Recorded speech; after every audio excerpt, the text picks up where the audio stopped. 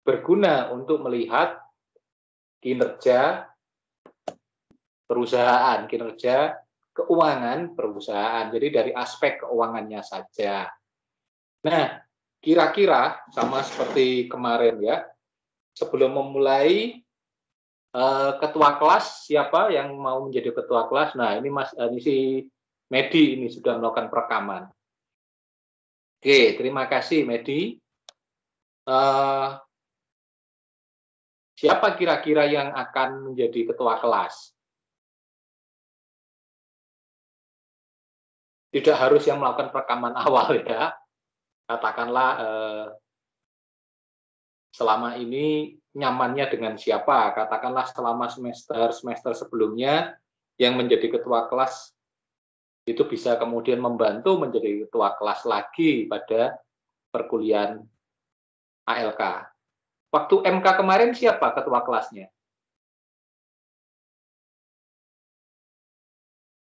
Lalu?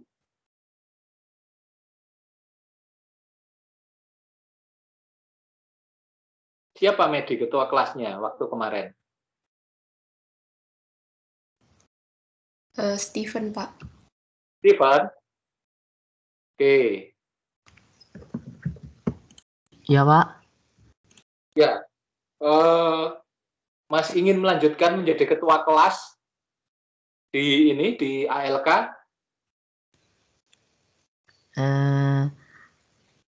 Kalau coba yang lain gimana, Pak? Biar bisa megang satu-satu gitu. Ya, semua bisa merasakannya ya. Iya, betul, Pak. Oke.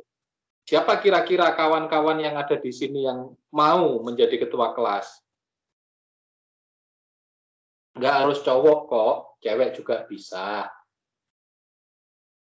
Dan anehnya di akuntansi kita itu kebanyakan dari ini ya, kalau ketua kelas memang banyak cowoknya, tapi giliran ketua himpunan mahasiswa HMP, himpunan mahasiswa prodi itu kebanyakan malah cewek, ketuanya bahkan pengurusnya itu anomali gitu, sesuatu yang bagi saya menarik gitu ya. Jadi ketua kelas cowok-cowok yang maju. Giliran ketua himpunan, mahasiswa himpunan malah cewek-cewek yang mimpin. Oke, siapa kira-kira yang ada di sini? You can, Pak. You can?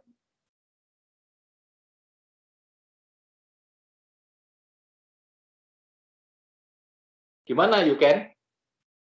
Bersedia enggak?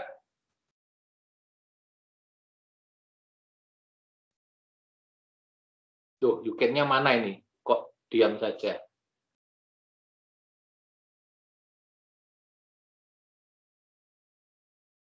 Oke, kalau saya melihatnya ini kan Medi Ya, itu Pak. ya mau jadi ketua kelas karena diusulkan oleh Steven.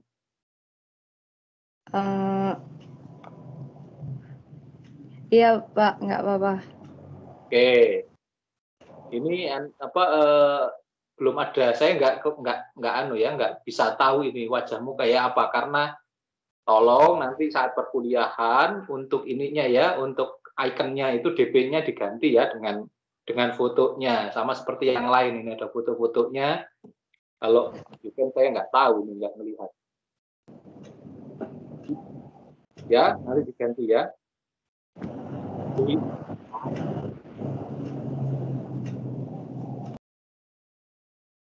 Oh, kok malah mati sebentar. Laptop saya malah mati. Nah, ini. Oke.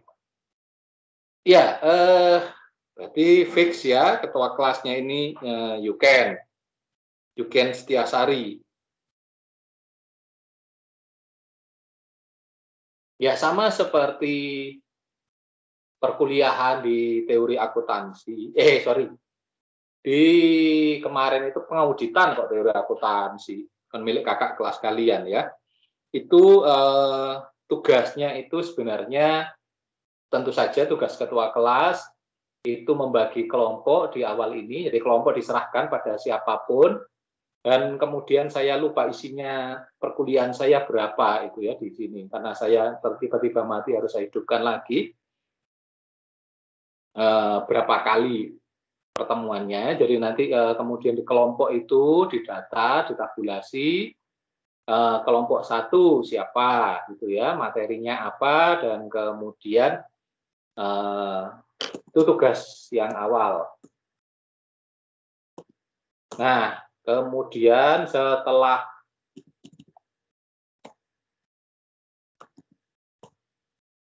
tugas itu, selanjutnya tentu saja untuk sehari-hari itu melakukan perekaman sebenarnya, melakukan perekaman dari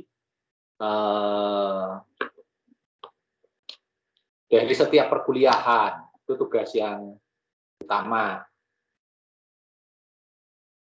Kalau memang terlambat atau berhalangan, itu bisa kemudian siapapun yang melakukan perekaman.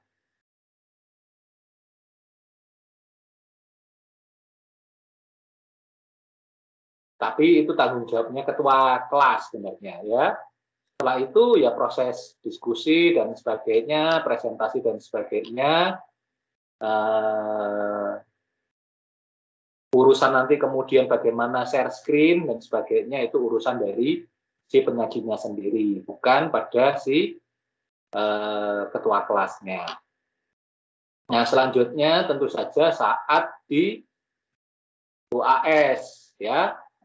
Saat kemudian setelah kuis kecil dan kuis besar itu terkumpulkan, nah ini mengumpulkannya semuanya di ketua kelas. Dan kemudian ketua kelas itu mentabulasikan berdasarkan foldernya ya. Jadi katakanlah manajemen, ini analisis laporan keuangan.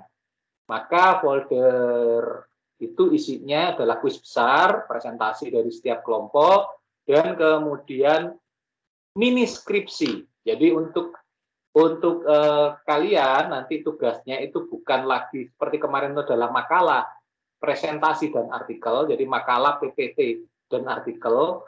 Kalau ini nanti tidak. Kalau untuk mata kuliah ALK itu isinya makalah, PPT dan mini skripsi. Jadi Anda sudah belajar membuat skripsi sejak dari semester 4. Dan mini skripsinya betul-betul seperti skripsi ya, tapi kemudian penelitiannya yang terbatas. Tidak perlu banyak-banyak, katakanlah, seluruh perusahaan go public atau seluruh BUMN atau apa, tidak. Tapi berdasarkan apa yang kalian bahas di di saat presentasi. Nah, nanti seperti apa ininya ya, kasusnya ya. Katakanlah ini Maggie gitu ya. Saat kemudian Maggie mempresentasikan dengan kelompoknya maju dengan kemudian menggunakan kasus itu perusahaan M ya, MM. Katakanlah kan kalau saya sih tugasnya nanti ini studi kasusnya itu perusahaannya harus sama dengan awalan huruf awal kalian. Jadi seperti ya ini Medi, ini Mas Mediana, terus kemudian Maggie, Mike, itu semuanya awalnya M, cari perusahaan-perusahaan yang awalnya M untuk dijadikan kasus deskripsi. Padahal kalau deskripsi ya sebenarnya nanti tidak hanya cukup satu perusahaan. Seperti apa kalau nanti terkendala dalam kemudian melakukan regresinya, kalian kan sudah dapat nih statistik dan praktikum statistik.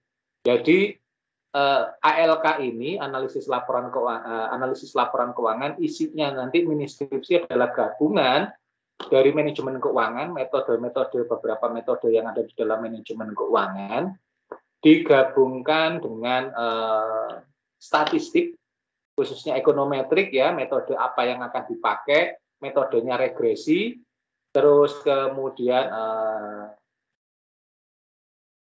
perusahaannya cuma satu, terus kemudian katakanlah kalau kemudian ingin ditambah, Pak saya nggak mau satu Pak, teman saya kan ini katakanlah dengan katakanlah Medi dengan Caroline. Perusahaan teman saya itu C, Pak. Jadi Caroline itu dengan C gitu. Katakanlah 2 perusahaan. Ya, kalau perusahaan kan pasti nanti kalau jadi satu kelompok pasti perusahaannya sejenis ya. Ya kalau katakanlah perusahaan sejenis itu artinya kalau Anda lihat di perusahaan Go Public itu ada 9 sektor dan ada 30-an subsektor. Nah, itu harus sama. Katakanlah ya minimal kalau tidak sama subsektornya ya sektornya sama. Katakanlah sektor manufaktur. Nah, subsektornya kan banyak ya. Subsektornya itu ada kimia dasar, ada macam-macam. Nah, itu Anda paling enggak 2 itu harus sama. Kalau katakanlah ya kita kan ada 700-an perusahaan. Masa sih katakanlah kemudian Medi dan Caroline satu kelompok itu tidak sama, gitu, tidak subsektornya nggak ada, yang M ada Pak, yang C nggak ada, ya sudah cari yang dekat lah gitu ya. Katakanlah Caroline-nya kan Caroline Y ya, Caroline Yvonne Christie, oh yang Y aja, katakanlah perusahaan yang Y, yang ternyata ada satu kelompok itu bisa dijadikan analisis bersama gitu ya. Tapi mini skripsinya nanti sendiri-sendiri, presentasinya yang bersama, tapi kalau nanti mini skripsinya sendiri-sendiri kan nggak ada skripsi berdua. Oke, kira-kira itu tentang analisis laporan keuangan dan tugas-tugasnya. Nah, sebenarnya kuliah ini lebih pada ALK, itu adalah bagaimana perusahaan itu bisa dilihat kinerjanya setelah dianalisis kinerja keuangannya. Jadi bisa ketahuan perusahaan ini punya kemampuan seberapa. Oke, ada beberapa alat yang saya pikir ini sudah disajikan, harusnya, ya bukan saya pikir, harusnya sudah disampaikan di dalam manajemen keuangan. Alat analisisnya itu yang pasti yang paling umum itu ada yang namanya common size gitu ya. Terus kemudian ada analisis rasio. Ada yang kemudian beberapa yang lain ya, analisis kebangkrutan gitu ya, Y-score, X-score, Z-score gitu kan. Kemudian ada yang namanya analisis DuPont ya, ROE, ROA, ROCE, RONW, and so on and so on. Nah, yang ingin saya tanyakan, harusnya sudah disampaikan ya. Ada yang tahu nggak siapa saja bisa kemudian, nah ini di awal ini sudah saya kasih nilainya ya, yuk kuis kecil. Kalau ada yang tahu apa itu namanya analisis common size. Oke, ada yang tahu nggak?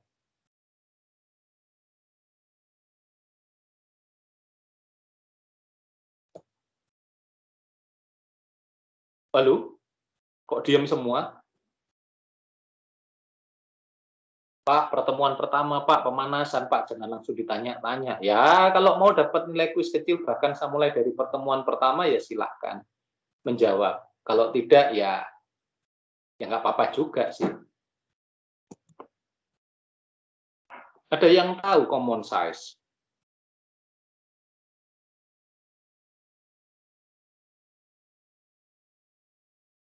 Lalu, langsung terdiam 1000 bahasa.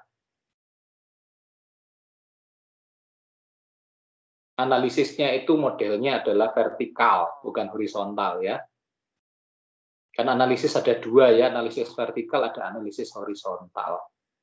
Kalau vertikal itu kan dari masing-masing akun di dalam perusahaan, di dalam laporan keuangan, neraca, akun-akun di dalam, ya ini saya jawab sendiri ya, itu dibandingkan dengan 100%-nya apa? Katakanlah 100%-nya itu kalau di dalam laba rugi adalah penjualan, yang atas sendiri 100%. Berapa kemudian alokasi untuk biaya, berapa kemudian untuk beban, dan berapa yang kemudian untuk jadi, katakanlah berapa persen jadi jadi labanya. Jadi 100% pendapatannya, penjualannya sekian, 100%. Oh, biayanya itu 30%. Bebannya itu 30%. Sehingga laba yang didapatkan itu adalah 40%. 40% masih dibagi lagi karena apa? Sebagian disimpan di saldo laba, sebagian itu 20% disimpan saldo laba, 20% dibagikan dalam bentuk dividen. Nah, itu common size itu ya ke atas. Demikian pula kalau kemudian di laporan posisi keuangan di neraca ya, itu kelompoknya terpisahkan ada dua ya, kelompok aset dan kelompok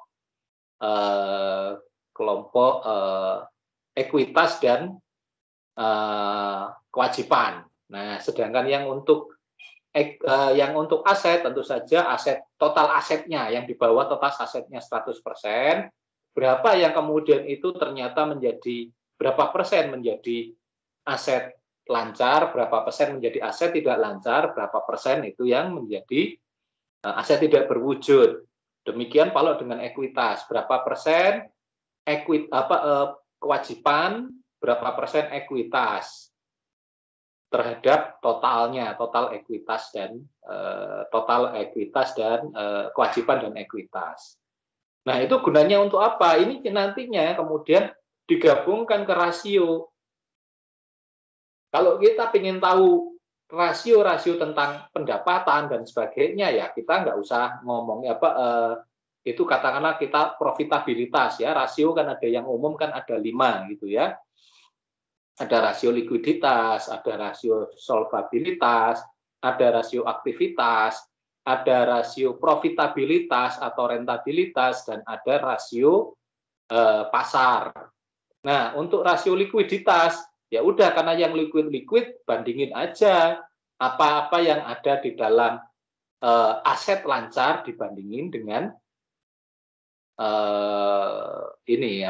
kewajiban lancarnya ya, karena likuiditas adalah kemampuan untuk membayar, kemampuan untuk menutup beban atau biaya-biaya yang ada di yang lancar gitu ya. Sedangkan yang solvabilitas itu yang adalah yang beban atau menutup kewajiban-kewajiban yang jangka panjang ya. Bagaimana kemampuan perusahaan menutup yang jangka panjang. Tentu saja di sini urusannya dengan utang jangka panjang, bisa dengan ada yang total aset, dengan aset maupun aset aset tetapnya. Nah, sedangkan yang nanti rasio aktivitas, bagaimana kemampuan perusahaan menghasilkan laba. Urusannya berarti apa? Berarti apa? Ini ada yang urusannya dengan laba yang ada di bawah dari bottom line dari laba rugi dibandingkan dengan kemampuan perusahaan untuk memutar, katakanlah laba berapa sih perputaran aset, total aset ya, berarti bagaimana pendapatan dibandingkan dengan laba dibandingkan dengan asetnya ya. Jadi namanya nanti ada namanya return on asset dan and so on. Jadi kemudian dibandingkan dengan ekuitasnya, bagaimana kemampuan perusahaan memutar menghasilkan laba dari investasi, dari inventorinya, perputaran persediaan, and so on ya. Rasio saya pikir pasti Anda sudah dapatkan gitu ya. Ini kan karena masih awal kuliah, masih pemanasan, masih belum terlalu ingat. Tapi nanti di perkuliahan itu kita akan pelan-pelan akan mengingat. Nah, terus kemudian ada rasio pasar. Nah, rasio pasar kan urusannya tentu saja terkait dengan earning per share, dengan saham ya. Bisa kemudian ada earning per share ya, laba per lembar saham, ada kemudian dividen per lembar saham. Jadi bagaimana dividen itu akan meningkatkan nilai pasar perusahaan. Nah, kalau analisis kebangkrutan itu ada X-score, Y-score, Z-score ya. Terus kemudian ada yang sifatnya menghitungnya itu pada NITAMI, nilai tambah ekonomi. Baik namanya EVA, ya, Economic Value Added, MVA, Market Value Added, Financial FVA ya, Financial Value Added, ada yang namanya REVA gitu ya. Nah, itu yang kemudian menjadi alat-alat yang kita bisa jadikan untuk analisis melihat nilai perusahaan, melihat kemampuan perusahaan, kondisi perusahaan dan kinerja perusahaan. Nah, gambarannya seperti itu manajemen analisis laporan keuangan. Jadi memanfaatkan laporan keuangan digabungkan dengan ilmu manajemen keuangan untuk melihat kinerja perusahaan. Dan sekali lagi kinerjanya tentu saja kinerja keuangan. Kalau yang non keuangan kan nggak ada di laporan keuangan. Ya. Nah, ini alatnya banyak apa? Oh, ada banyak alat untuk melihat. Nah, kalau kita ingin melihatnya itu rumusnya itu kan sama seperti rumusnya regresi gitu ya. Kalau Anda masih ingat dengan statistik. Y sama dengan X. Ya, variabel dependen sama dengan variabel independen, variabel-variabel yang dipengaruhi dan variabel-variabel yang memengaruhi. Y-nya itu ada banyak, tetapi yang paling bagus yang bisa dipakai itu ada yang namanya Tobinski ya, menilai Tobinski, bagaimana menghitungnya.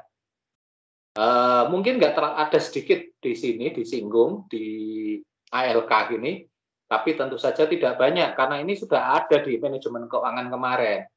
Kalau ternyata belum disampaikan ya tagih ke dosen yang mengajar sebelumnya gitu ya. Apa itu Pak Tobinski gitu kan? Nah, Tobinski itu akan menjadi Y-nya.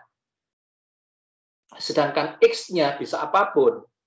Nah, dalam hal ini variabel yang utama yang harus kalian pakai sebagai X itu adalah analisis rasio. Ada 5 itu ya. Rasio tadi yang kalau dipecah, nah rasio likuiditas saja ada berapa itu ya.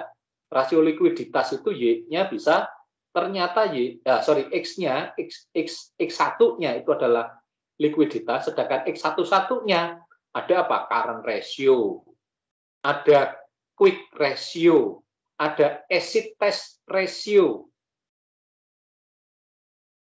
Ya, ada beberapa gitu yang kemudian turunannya banyak. Berarti apa, Pak? Loh, berarti Y-nya 1, ya iyalah Y-nya kan 1 gitu ya. X-nya, ya X-nya minimal rasio. Kalau dikumpulkan, ada saya satu punya buku namanya penulisnya itu Foster, judulnya itu Financial Analysis, itu sekitar 250. Saya nggak meminta sebanyak itu, minimal dari 5 itu yang paling banyak, yang paling umum di manajemen keuangan dipakai, itu sekitar 20-an, 24 sampai 20 sampai 30 lah. Ya. Itu yang biasa dipakai. Referensinya tinggal mau pakai bukunya siapa saat belajar manajemen keuangan. Apakah pakai Weston Kaplan ataukah pakai buku Weston Kaplan, terus kemudian bukunya kemudian apa namanya Meyers ya, itu kalau digabung semuanya bisa banyak. Itu oleh yang namanya Foster digabung jadi satu sekitar 250 rasio, dan itu terus berkembang karena Foster menulisnya tahun 80-an ya, sekarang sudah nggak tahu mungkin 300-400. Nah, termasuk kemudian yang bisa ditambahkan itu sebagai X-nya itu EVA MVA gitu ya, bisa masuk EVA MVA RVA FVA, itu bisa ditambahkan. Ya, atau katakanlah ingin memasukkan yang lain lagi, analisis kebangkrutan, ada 5 gitu ya, ada X-score, Y-score, Z-score gitu ya, S-score, ya nanti tinggal dibaca aja. Dan saya pikir bukan sesuatu yang baru, kalau kalian nggak tahu itu ya kebangetan, karena ini harusnya sudah disampaikan di manajemen keuangan. Jadi saya sudah anggap Anda dapat tidak dapat, Anda perhatian tidak perhatian, ini akan menjadi alat. Semakin banyak, semakin lengkap alat yang Anda pakai, semakin bagus. Nah, itu yang kemudian akan menjadi tanggung jawab Anda secara pribadi ya. Pak, saya 5 aja Pak. Boleh ya, kalau Anda pakai minimalis ya saya nilainya juga minimalis dong. Kalau ternyata ada yang 5, yang satu lagi katakanlah sampai X-nya itu ada 40, ya 5 dibagi 40, kalau yang 40 dapat 100, 5 dibagi 40 kan cuman 1/8-nya ya, nilainya jangan salahkan kalau Anda juga dapat nilai cuman 1/8 gitu ya dari yang 100. Itu. Oke. Nah, itu secara garis besar katakanlah tugasnya nanti di mini skripsi. Dan bentuknya betul-betul ada seperti skripsi. Ada pendahuluan. Jadi saya sekalian jelaskan untuk UAS-nya. Tuh enak kan? UAS saja sudah dikasih tahu cara mengerjakannya. Dan seperti apa UAS-nya dikerjakan. Aduh Pak, mata panda nantinya. Ya itu ya, jadi tentu saja bab 1 itu latar belakang. Bab 2 itu adalah teori, landasan teori tentang laporan keuangan, tentang alat-alat yang dipakai, ya. Dan kemudian yang bab ketiga itu adalah metode penelitian. Metode penelitiannya pasti menggunakan regresi. Ya, seperti apa datanya, sampelnya, populasinya dan sebagainya, sampai kemudian bagaimana menurunkan hipotesisnya, hipotesis statistiknya. Sedangkan hipotesis teoritis itu diturunkan di bab 2 ya. X1, X2, X3, X4. Nah, kalau ini banyak, ya minimal ya 30 lah gitu ya. Kalau mau Anda tambah-tambah jadi 40 boleh gitu ya. 30 sampai 40 yang jadi X. Sekalian ya kita belajar yang susah. Nanti saat skripsi jadi gampang kok. Oke. Itu yang menjadi tugas UAS Anda. Dan kemudian di bab 4 dianalisis. Setelah dihitung dengan rasio-rasio tadi, terus kemudian dianalisis. Oh, ternyata pembahasannya seperti ini. Ya sama, pembahasannya tentu saja dimulai dengan statistik deskriptif. Ya, statistik deskriptif itu min, median, modus, terus kemudian frekuensinya kayak apa dari data itu. Kemudian setelah itu masuk ke asumsi klasik. Asumsi klasiknya masih ingat kan? Apa asumsi klasik di statistik untuk regresi?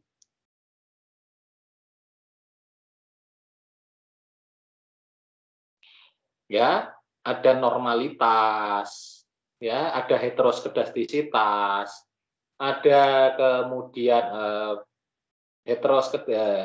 normalitas, heteroskedastisitas, ada beberapa yang lain ya, ada 4 asumsi klasik. Nah, itu diuji. Ternyata katakanlah normalitasnya tidak normal. Bagaimana menormalkan? Nah, itu langkah-langkahnya juga harus Anda jelaskan. Bagaimana melakukan penormalan? Bagaimana menguji normalitas? Oh, pakai Gletser.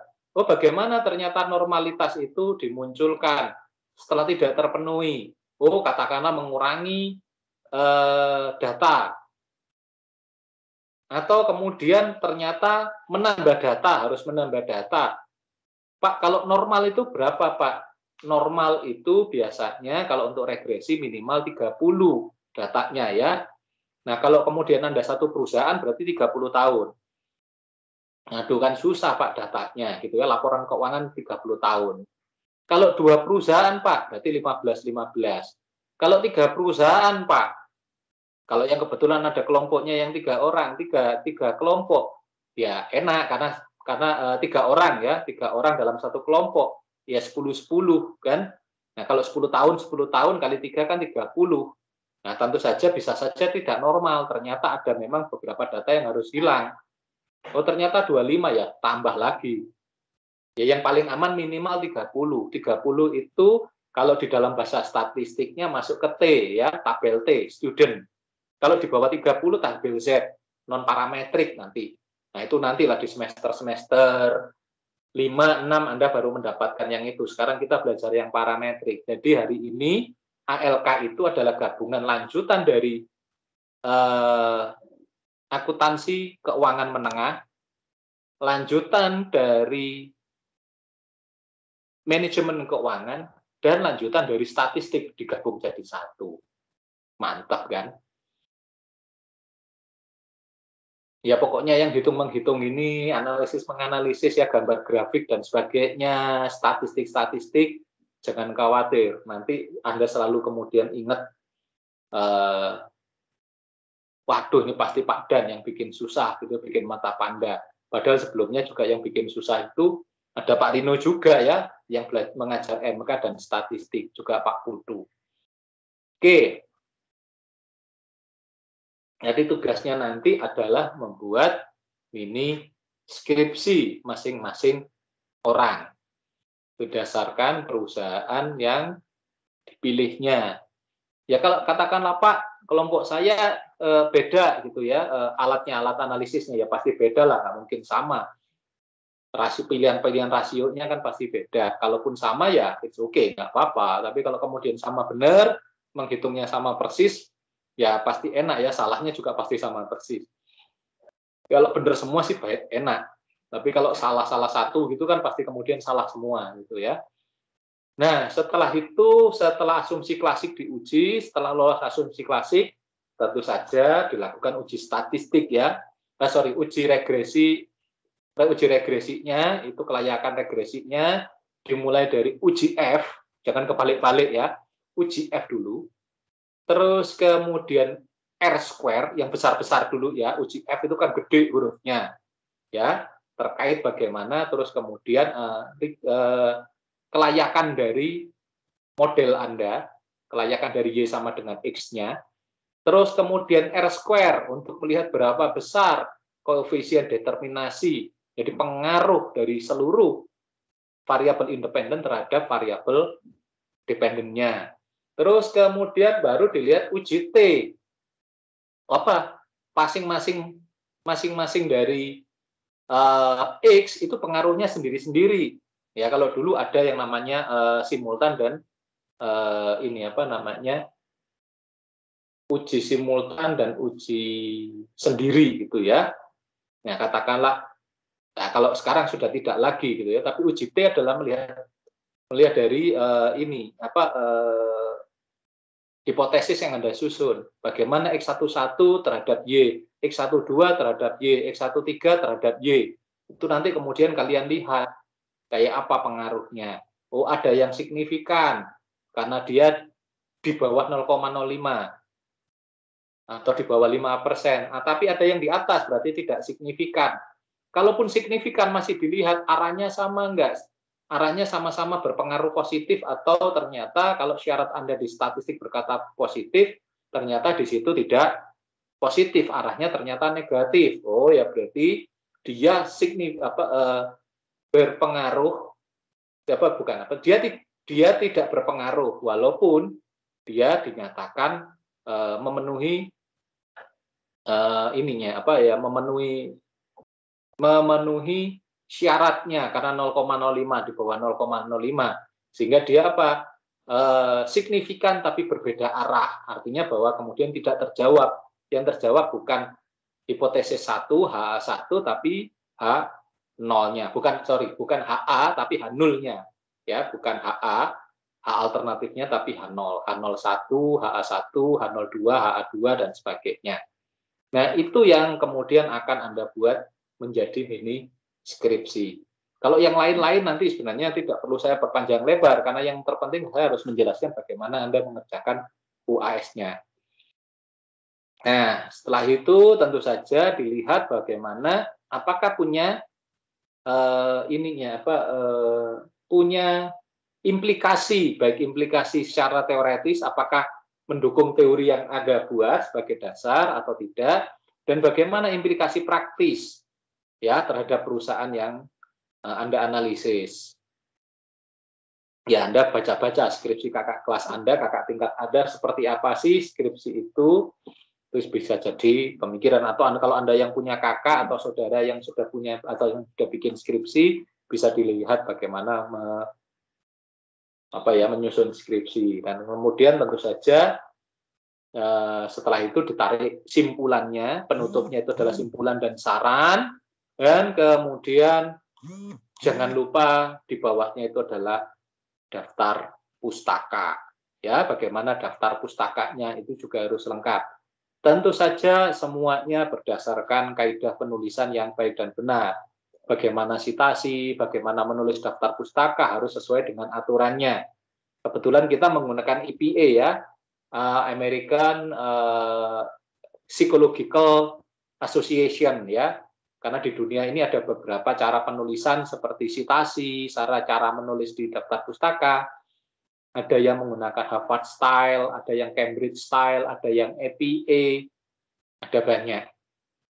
bagaimana caranya itu pasti akan beda. Kalau APA itu yang ditulis, yang dibalik itu nama, yang dibalik itu katakanlah saya gitu ya, Daniel Sugama Stepanus. Berarti Stepanus, DS. Terus di belakangnya itu dibalik semua juga. Jadi katakanlah dengan Taburat gitu ya, Gabriela gitu, maka Taburat, GNDL gitu ya, dan seterusnya. Kalau ada cara yang lain seperti terus kemudian tahunnya itu tidak perlu dikurung tapi titik, tahun, titik, judul, titik gitu ya, dan seterusnya. Tidak kemudian modelnya itu dalam kurung. Kalau namanya yang dibalik itu hanya katakan yang nama pertama saya gitu ya, Stepanus, bahkan ditulis semuanya ya, Stepanus, Daniel Sugama, yang di belakangnya itu katakanlah dengan padu gitu ya, dengan Angel Patricia Rambu Padu, itu kemudian ditulisnya Angel PR Padu dan sebagainya, itu adalah cara Harvard. Nah, itu nanti dilihat, dibaca di panduan itu ya, ada semuanya di panduan. Jangan sampai salah karena kemudian Anda melihat skripsi orang lain, ternyata skripsi orang lain katakanlah di kita itu menggunakan APA. Berbeda sekali dengan kawan-kawan yang ada di sastra Inggris. Sastra Inggris itu atau yang di prodi bahasa Inggris itu menggunakan Harvard. Itu cara penulisannya sudah beda. Nah, ini yang perlu diperhatikan oleh kawan-kawan semuanya. Oke, setelah simpulan daftar pustaka, ya tentu saja dikumpulkan ke saya, tidak perlu di PDF-kan, cukup dalam bentuk Word, karena itu kan nanti bisa saya komentari, saya terus kemudian tidak kesulitan juga untuk memasukkannya di blog. Kalau nanti ada yang layak, saya pasti akan masukkan ke blog saya, tapi menunggu Anda lulus ya, 4-5 tahun lagi gitu ya, setelah lulus Anda kan 3 tahun lagi lah kalau kemudian ada tepat waktu akan ada di blog saya.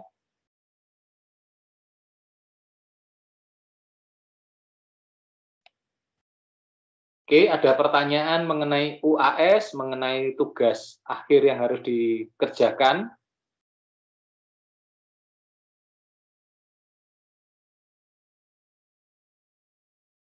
Oke, tidak ada, nampaknya sunyi senyap. Jadi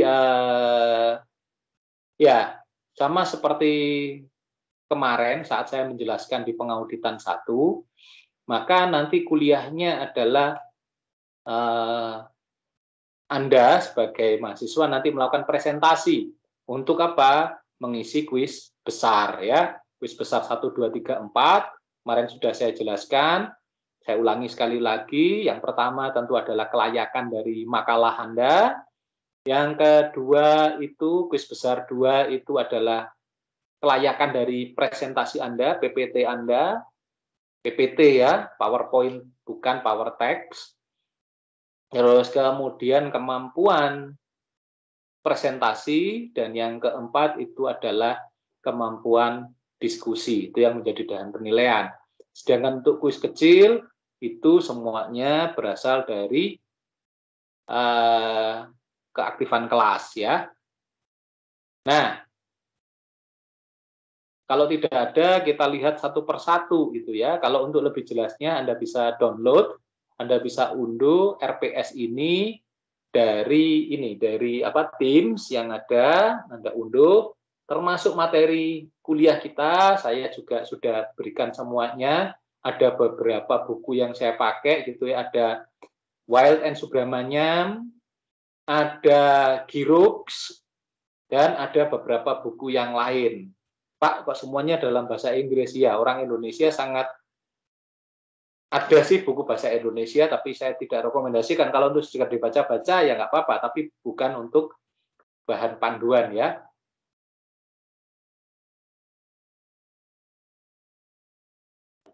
Oke. Kalau yang lain lagi, sorry. Kita akan masuk ke ininya apa, ke masing-masing minggu. Ya, minggu depan pada pertemuan kedua itu ada perkuliahan tentang tinjauan analisis laporan keuangan. Seperti yang saya ceritakan, analisis laporan keuangan apa sih? Ya kayak begitu. Jadi yang nanti tinggal dijelaskan saja tentang analisis laporan keuangan adalah laporan keuangan yang kemudian dianalisis dengan metode tertentu untuk mengetahui performan atau kinerja perusahaan and so on and so on. Nah, itu nanti kan kemudian tinggal Anda dari bukunya siapa Anda lihat gitu ya. Jadi cuma tinggal menjelaskan. Makanya yang isinya sedikit, kelompok yang isinya sedikit, 2 orang, itu maju awal-awal. Kemudian pada pertemuan ketiga, itu tentang pelaporan dan analisis laporan keuangan. Jadi beda ya, laporan keuangan dan pelaporan keuangan. Siapa yang tahu kira-kira bedanya antara laporan keuangan dan pelaporan keuangan?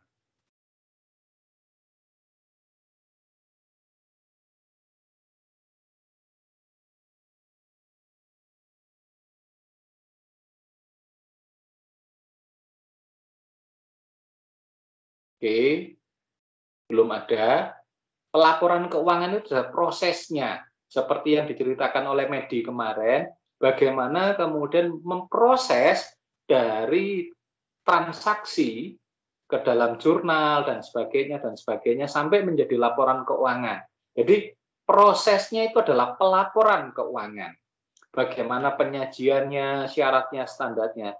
Sedangkan laporan keuangan itu adalah hasilnya. Produknya itu adalah laporan keuangan.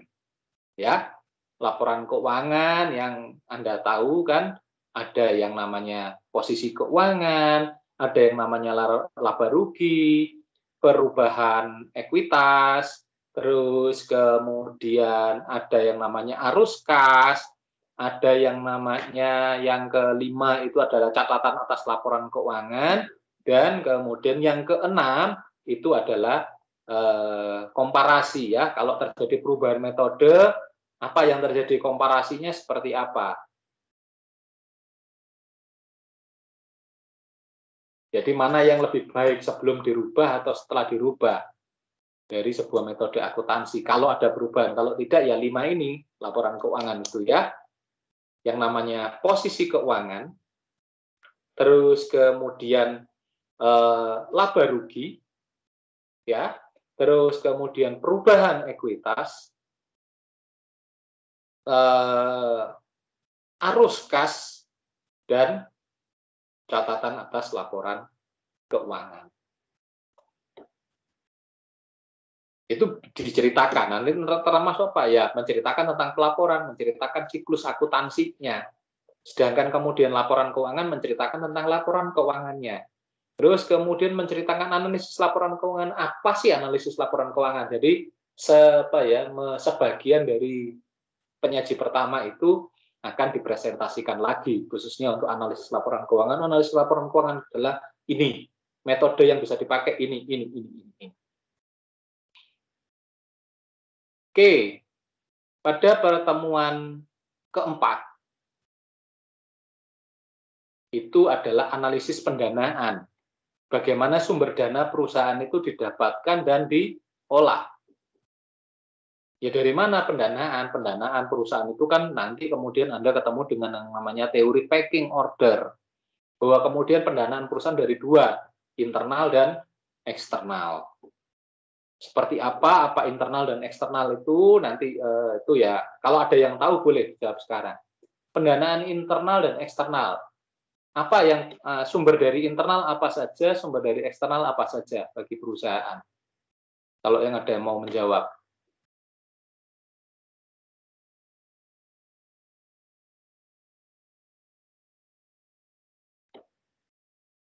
Oh, belum ya. Kalau belum nantilah di pertemuan keempat itu ada jawabannya ya. Dasarnya itu teorinya adalah packing order teori. Ada urutan-urutan pendanaan. Internal dulu, baru eksternal. Ya, selanjutnya pada pertemuan kelima itu adalah analisis investasi. Setelah dana itu terkumpul, sumber dana itu terkumpul bagi perusahaan, digunakan untuk apa bagi perusahaan? Kan kalau dana itu terkumpul, nggak diapa-apakan, kan harus ada biaya yang harus dibayarkan. Ya, karena apa? Pasti ada yang namanya cost of capital. Ya, di manajemen keuangan kan Anda sudah belajar cost of capital. Bahwa setiap dana yang kita kumpulkan pasti akan memiliki konsekuensi. Yang namanya saham, kita jual saham, dapat dana, ya pasti kita harus bayar dividen. Kalau kita ambilnya dari utang, menjadi kredit, toh kita harus bayar bunga. Nah, untuk itu apa? Supaya kita dapat pengembalian, dapat return, ya dana yang ada itu kita investasikan. Baik investasi itu entah kita kemudian ke dalam bentuk perusahaan atau ke saham, whatever ya investasinya, yang pasti investasi itu ada sektor real dan ada sektor finansial. Ya, sektor real itu bangun pabrik, diriin toko, dan sebagainya, atau Anda finansial, masuk ke pasar modal, beli saham, beli reksadana, dan lain sebagainya, atau sukuk gitu ya. Itu kan ada dua tipe investasi, ya, sektor real dan sektor finansial. Nah, ini dianalisis mana yang lebih menguntungkan, mana perusahaan Anda kalau saat memilih sektor finansial, apa yang harus Anda lakukan saat memilih sektor real, apa yang harus dilakukan. Ya, masih ingat di manajemen keuangan kalau investasinya sektor real pasti harus dihitung dengan namanya capital budgeting. Ya, masih ingat. Ya, ada yang namanya kemudian NPV, IRR dan sebagainya. Kalau investasinya di sektor finansial nanti pasti kemudian ada yang namanya return, ya, ada abnormal return. Cara menghitungnya itu ada CAPM, APT dan sebagainya. Nah, itu Anda pasti sudah dapatkan di manajemen keuangan. Nanti akan saya singgung-singgung sedikit, tapi beda ya, saya nyinggungnya pasti kemudian ngetes-ngetes aja. Kalau tidak ya harus Anda pelajari, kalau enggak tagih aja ke dosen sebelumnya yang mengajar gitu ya. Kenapa kok ini belum diberikan Pak? Kayak begitu-begitulah, tagih aja karena harusnya sudah didapatkan. Nah, yang keenam, kuliah yang pada minggu ke-6 itu adalah analisis aktivitas operasi, ya di Aruskas. Karena kemudian apa? Aktivitas investasi itu menghasilkan return bagi kita. Tapi kan return itu dibagi semua, harus dibagi aktivitasnya apa? Ada nggak aktivitas yang operasional? Tentu saja terkait dengan pendapatan dan biaya-biaya atau beban-beban yang sifatnya operasional. Ya, bagaimana operasional itu dilakukan. Aktivitas operasi. Itu lebih banyak di laba rugi, itu ya. Baru kemudian ada analisis arus kas. Arus kasnya kan terdiri dari arus kas investasi, arus kas pendanaan, arus kas investasi dan arus kas operasi. Jadi kalau kemudian investasi kita sudah bangun pabrik, untuk mendapatkan pendapatan kan pabrik itu harus beroperasi. Nah, operasinya kan tidak akan berjalan kalau kemudian tidak terkelola dengan baik. Nah, laporan yang operasi itu apa? Ya di laba rugi ya, berapa pendapatan yang kita dapat, berapa biaya dan beban yang harus ditanggung oleh perusahaan, dan itu yang kemudian harus dihitung semuanya. Setelah itu baru masuk ke analisis arus kas. Ya, logikanya sama seperti laporan keuangan. Nah, arus kas kan terdiri dari 3. Arus kas pendanaan, arus kas investasi, dan arus kas operasi. Semuanya harus muncul, dihitung. Terus kemudian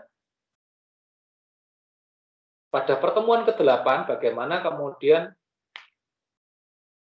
pengembalian, jadi analisis laporan keuangan pada pengembalian atas investasi modal. Berapa kemudian modal yang sudah kita pakai.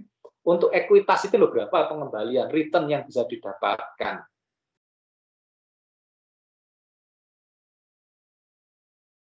Nah, setelah return ini kan return ini kan untuk semuanya.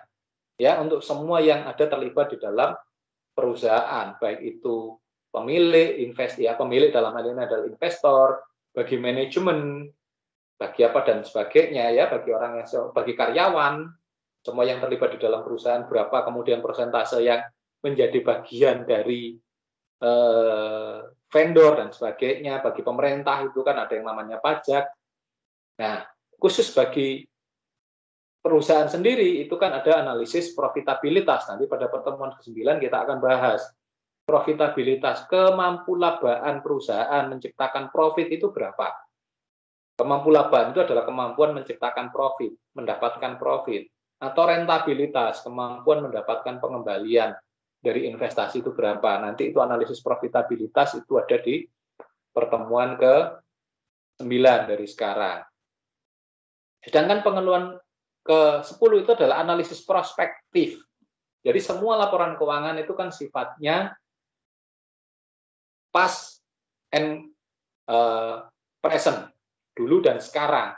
Nah, bagaimana dengan perspektif ke depan? Nah, itu makanya kemudian di analisis laporan keuangan ini kenapa kemudian ada yang namanya analisis tren. Laporan keuangan itu tidak hanya dilihat 1 tahun, tapi dianalisis sampai minimal 5 tahun supaya membentuk garis trennya, garis regresinya. Nah, kita belajar regresi itu supaya menciptakan garis itu. Semakin panjang, semakin terlihat polanya. Gitu. Kalau perusahaan itu dari awal di bawah, ini agak naik, itu agak turun, terus kemudian naik lagi, kan ditarik garis B-nya ya. Kalau di statistik kan kita tarik garis B-nya, garis regresinya. Oh, ternyata dia bisa membentuk garis yang arahnya trennya itu adalah menaik, atau trennya tetap, atau trennya turun bahkan. Nah, itu analisis prospektif, analisis yang sifatnya bukan hanya melihat pada masa lalu, past, bukan hanya sekarang, present, tapi tentang prospek ke depan, future. Jadi kemudian ditarik kecenderungannya seperti apa.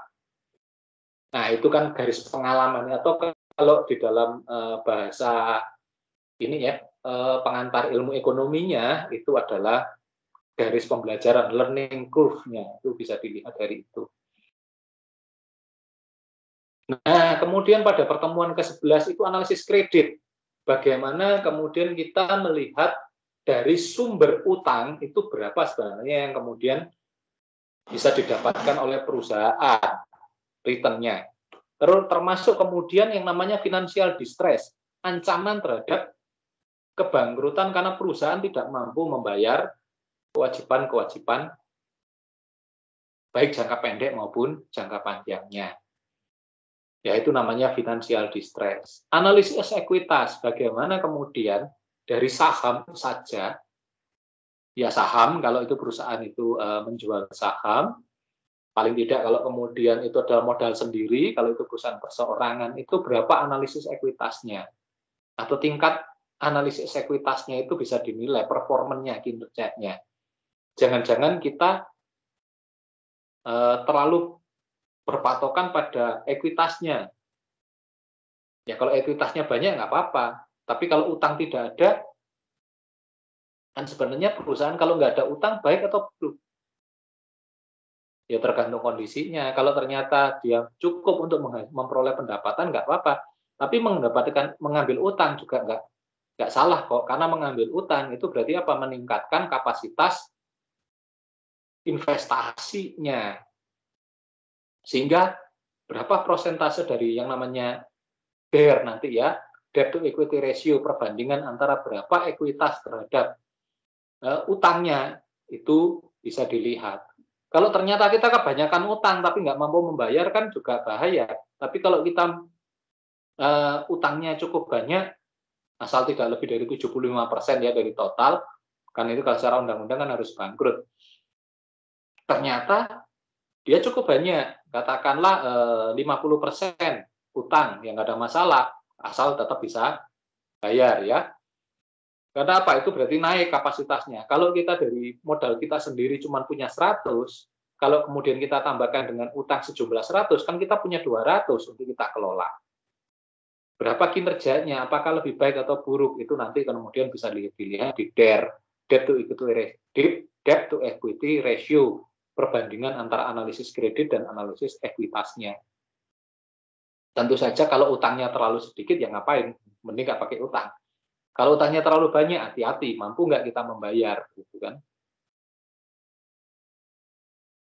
Pada pertemuan ke-13 itu adalah struktur modal dan resiko kredit. Wah ini ternyata baru muncul di pertemuan 13 ini yang saya ceritakan tadi. Bagaimana struktur antara modal dan kreditnya, berapa resikonya dan sebagainya.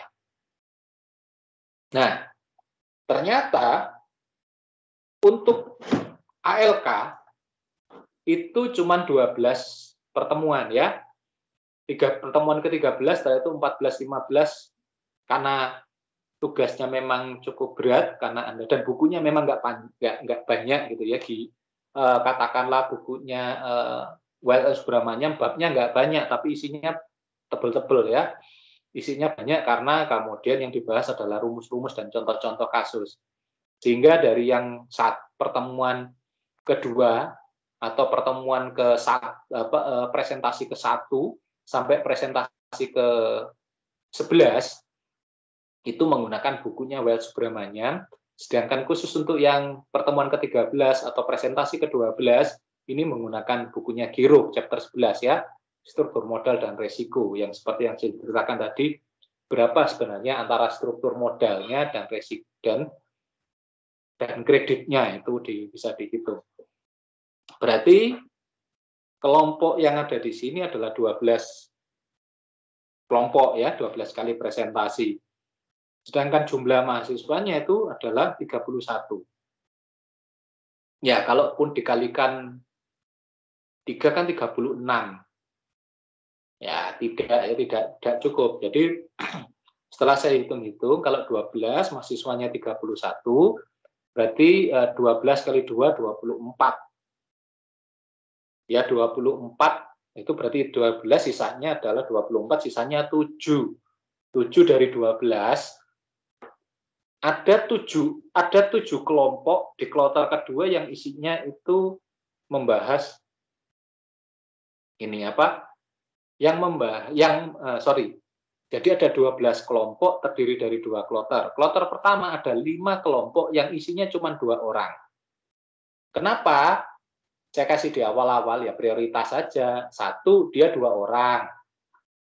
Kemudian yang kedua ya karena di awal-awal materinya belum berat. Kenapa? Ya tinjauan analisis laporan keuangan. Kan cuma lebih banyak normatif bercerita tentang apa itu analisis laporan keuangan. Pertemuan kedua menceritakan apa itu pelaporan keuangan dan analisis laporan keuangan. Cuman bercerita dan kemudian menampilkan contoh-contohnya. Ini loh laporan keuangan modelnya kayak begini, ini. Analisis laporan keuangan, ada analisis rasio, ada analisis nilai tambah, ada analisis kebangkrutan.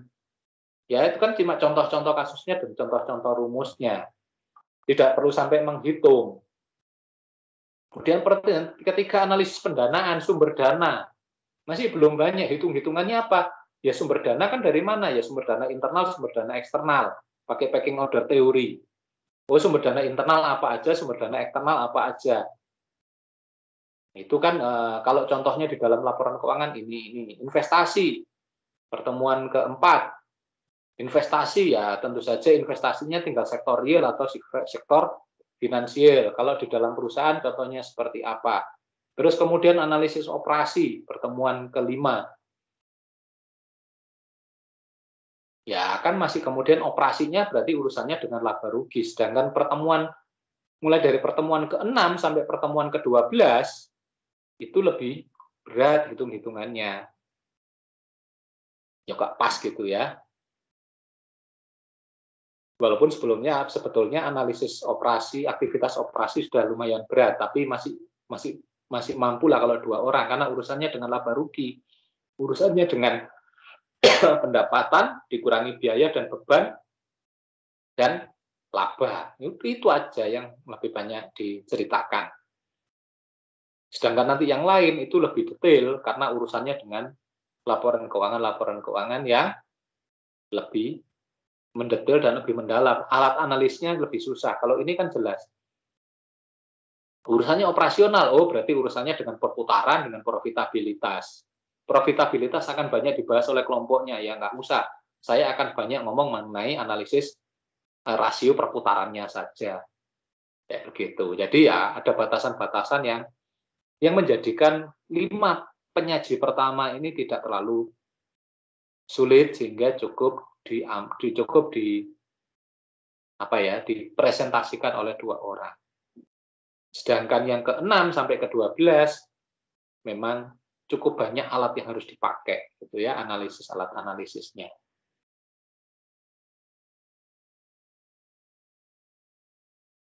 Oke, itu yang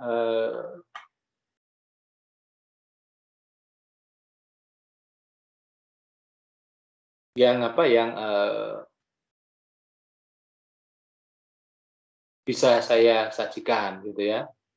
Nah, kemudian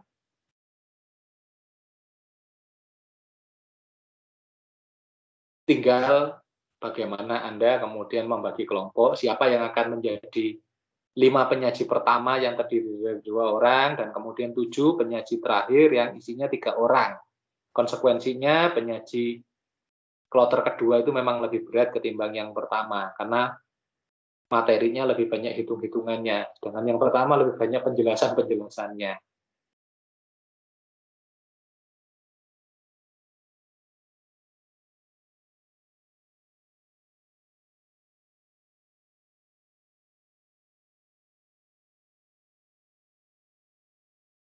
Oke, di panduan saya ini ada kemudian untuk mini skripsi itu ada analisis uji beda, kinerja 2 perusahaan, abaikan saja langsung menggunakan regresi. Dan Y-nya sudah saya tetapkan di sini juga pakai Tobinski. Uji beda karena saat saya dulu harus mengajar manajemen keuangan dan ALK, itu saya harapkan Anda mencari rekanan ya, 2 orang, kemudian Anda bandingkan perusahaan Anda dengan perusahaan rekanan Anda yang sejenis. Ya karena sekarang di ALK itu sudah langsung maju dan harus berkelompok, makanya saya tidak kemudian memerlukan lagi analisis uji beda kinerja laporan keuangan ya uji ANOVA dan uji T, tapi langsung pada analisis regresinya ya.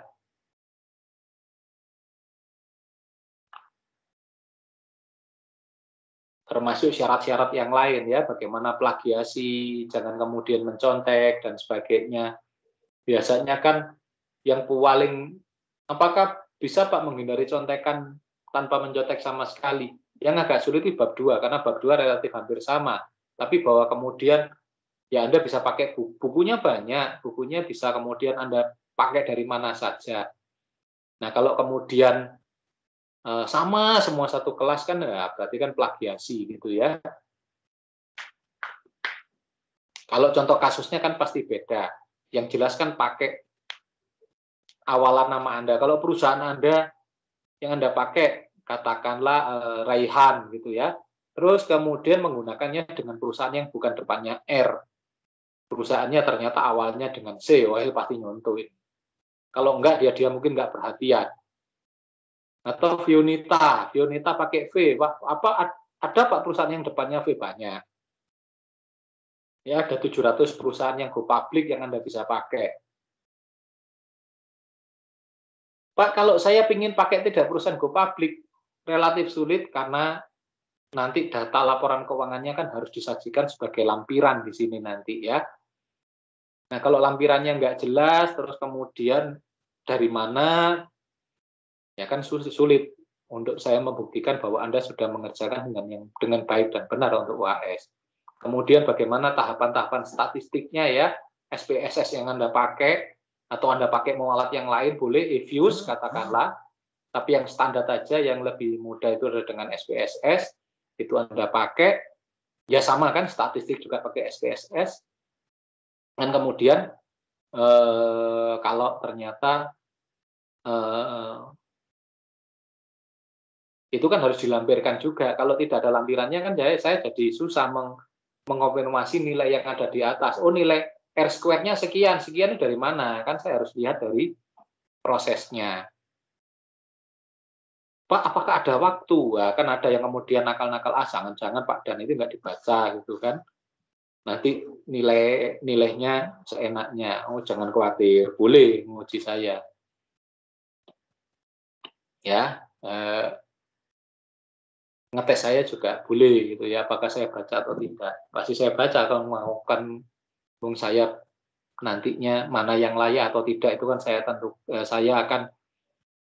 akan seleksi di awal, saya nilai, kemudian kan saya seleksi mana yang akan saya masukkan sebagai bagian dari blog saya, mana yang tidak gitu kan. Ya tentu saja yang bagus-bagus kan, kalau yang ngaco-ngaco kan ngapain dimasukkan ke blog. Kira-kira begitu isinya. Sedangkan di bagian akhir dari RPS ini untuk kuis besarnya bagaimana kemudian mengerjakannya sudah ada.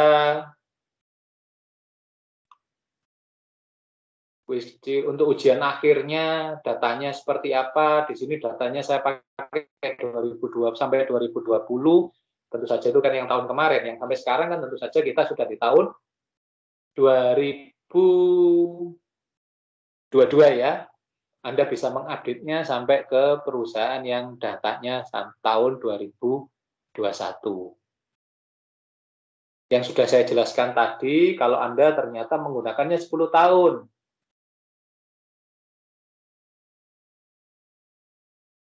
Ya, sekalian sudah update aja di sini.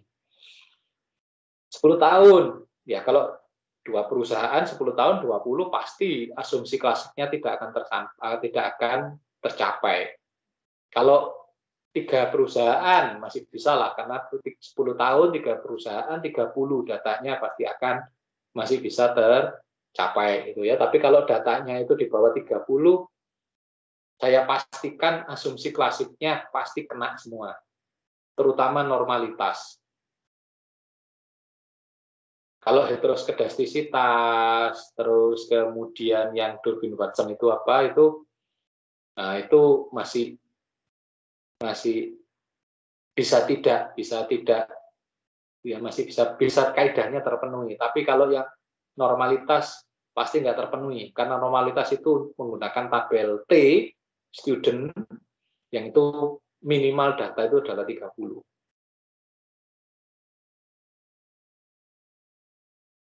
Ya, berarti apa? Variabelnya itu kan banyak ya. Kalau variabel kan urusannya dengan variabel. Pak, berarti setiap variabel itu bisa 10 bisa 30 data. Ya iyalah.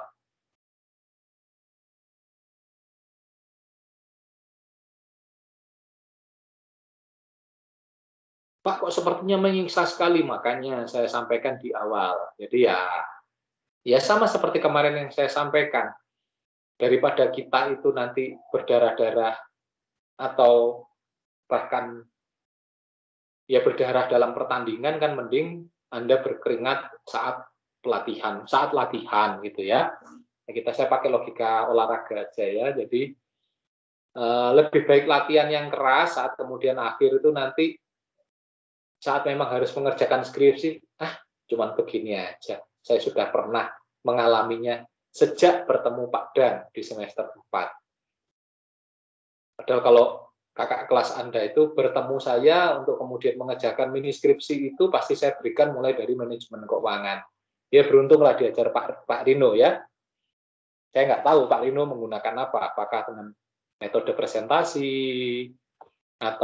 tapi kalau karena ruangannya Pak Rino itu di sebelah saya sering dengar itu Pak Rino lebih banyak mengajarnya klasikal ya di kelas itu mengajar, terus kemudian UAS-nya saya tidak tahu seperti apa.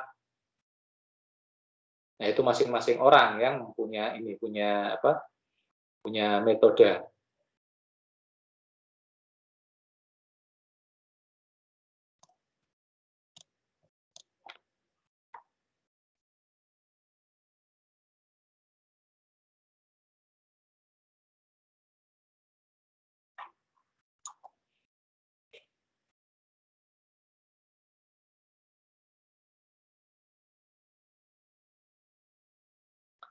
Oke, itu yang bisa saya sampaikan. sedikit yang bisa saya sampaikan, sedikit Pak. Udah ketemu dan masih pertemuan awal aja sudah ngasih beban seperti ini. Tega sekali Pak Dan. Oh, saya lebih tega. Sangat tega. Daripada nanti Anda kesulitan di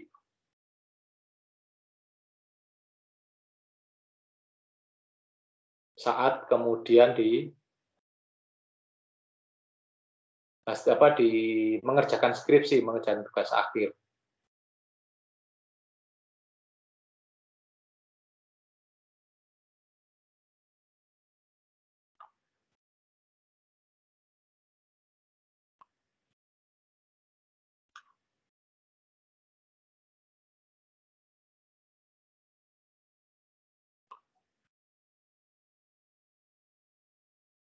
Oke, uji bedanya sudah saya blok.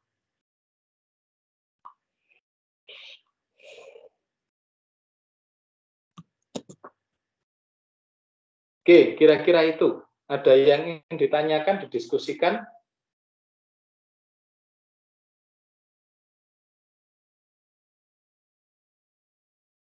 Petua-petua bijaknya, strategi perkuliahannya kan sudah saya sampaikan kemarin ya.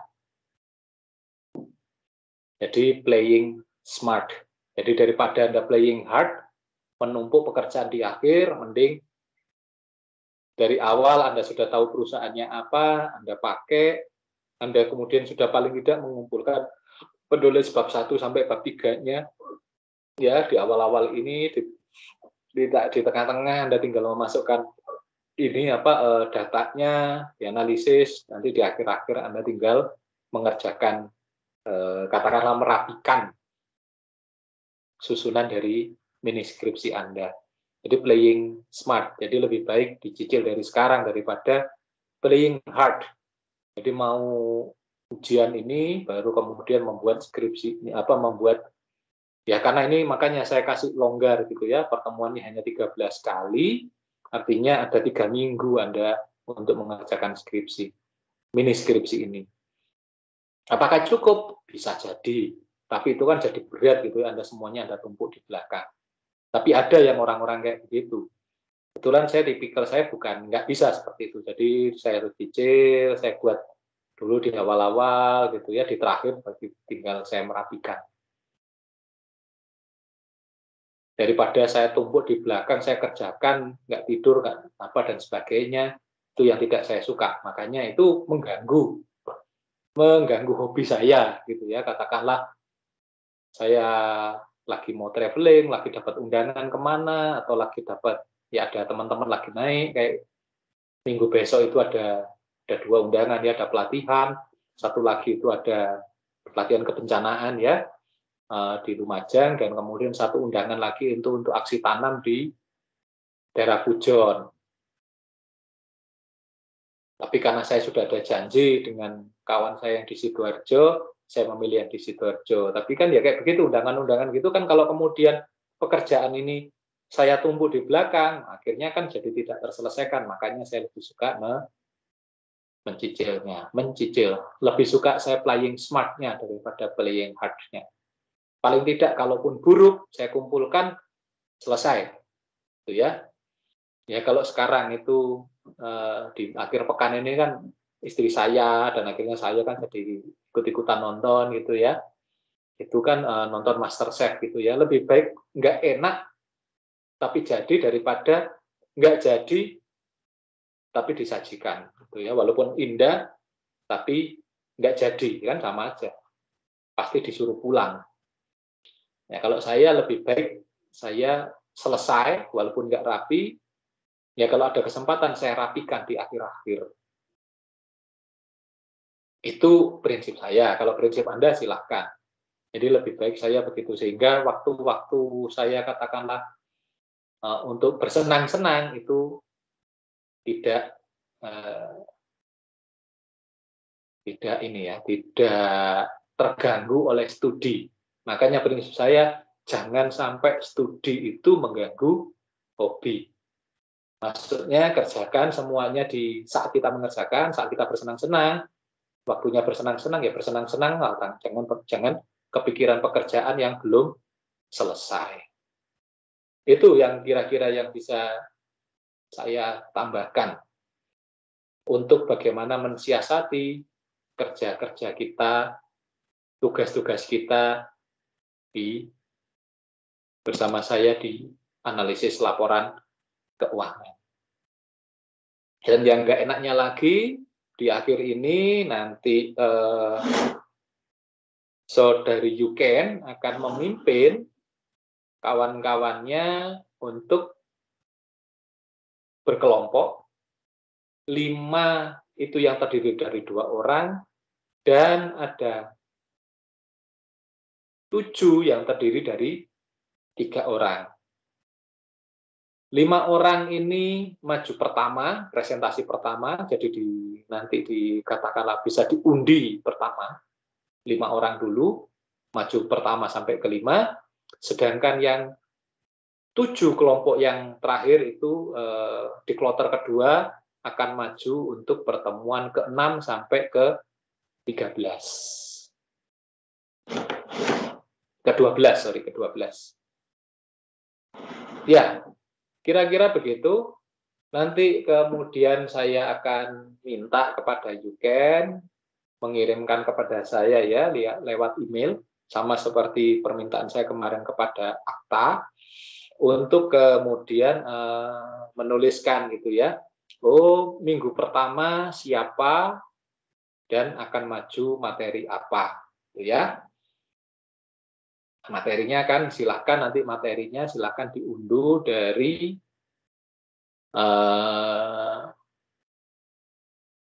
RPS yang ada yang sudah saya sampaikan di Teams ya.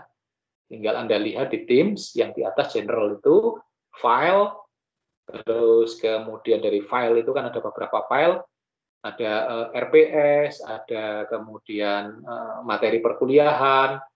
Ya, silahkan Anda unduh yang Anda butuhkan dari situ. Paling tidak RPS harus Anda buka.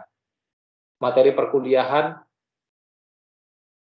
di situ ada per bab, tapi ada yang bentuknya e-book yang memang jadi satu kesatuan gitu ya, satu file PDF gitu ya. Tapi ada beberapa yang bentuknya sudah PPT yang per bab gitu ya, bab 1, 2, 3, 4. Kalau nggak salah punyanya Xerox gitu.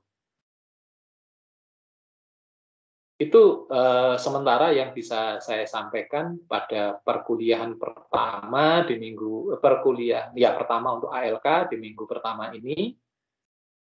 Oke, ada pertanyaan, ada diskusi, ada keberatan.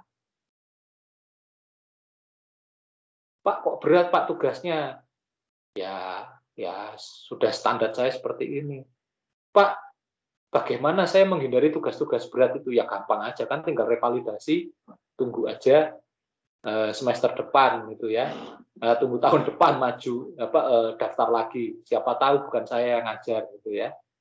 Jangan khawatir kalau ALK itu sejak dari awal, MK saja yang kemudian kemarin baru lepas.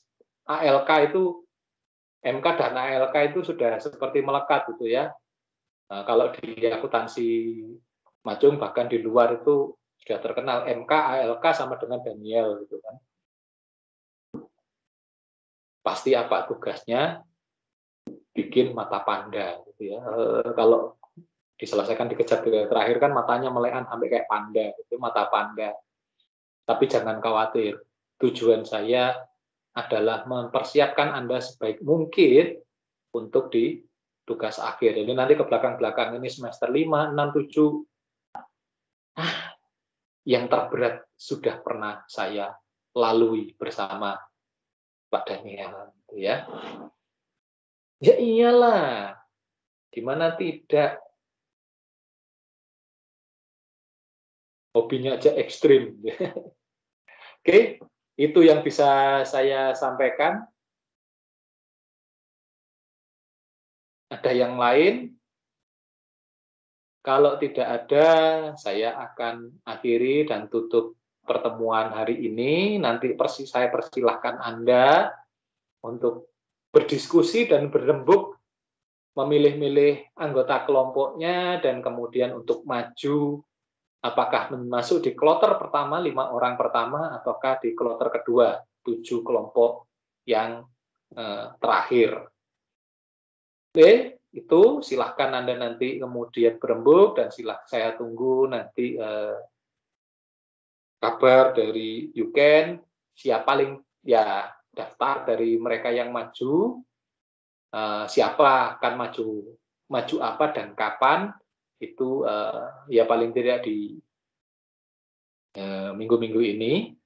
Untuk kemudian syarat yang lain tentu saja 1 hari sebelum maju itu harus sudah terkirim ke saya, baik itu makalah maupun PPT-nya untuk saya komentari, ya, kemudian Anda presentasi, dan kemudian komentar itu saya akan sampaikan, saya kirimkan balik ke Anda, dan kemudian di akhir perkuliahan itu ya, di akhir perkuliahan itu saya sampaikan harusnya seperti apa, kurangnya seperti apa, dan saya kembalikan juga nanti hasil akhirnya untuk Anda perbaiki. Dan itu revisian itu, sekali lagi, seperti kemarin, Anda kirimkan sebagai tiket masuk saat Anda mengerjakan UAS secara pribadi. Dan kemudian masing-masing kelompok itu akan mengirimkannya kepada ketua kelas, kepada Yuken, dan Yuken mengirimkannya ke saya dalam bentuk kumpulan dari folder. Kelompok 1 terdiri dari,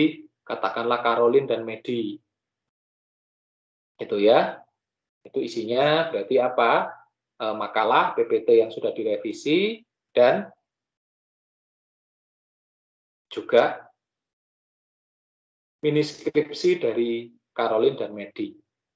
Kalau yang kelompoknya 3 orang tetap ya revisian dari makalah dan PPT dan kemudian 3 file berisi mini skripsi dari masing-masing anggota kelompok. Oke, kalau tidak ada yang lain lagi, saya persilahkan Anda kemudian untuk mengatur diri, untuk kemudian memilih kelompoknya dan menentukan maju kapan. Dan ya berarti itu konsekuensinya nanti di siapa yang maju pertama besok, minggu depan, ya nggak apa-apa ya maju besok, minggu depan. Dan saya pastikan Anda pernah menjadi yang terbaik, siapapun yang akan maju pertama. Jadi, selalu do the best, gitu ya. Kerjakan dengan sebaik mungkin. Oke, kalau tidak ada yang lain lagi, saya bisa tutup dan akhiri pertemuan hari ini. Dan ya mari kita berdoa bersama untuk kelancaran perkuliahan kita sepanjang semester ini, untuk kesehatan kita, dan untuk ya kelancaran Anda berkuliah di Universitas Maju. Berdoa menurut iman dan kepercayaan masing-masing, dipersilahkan.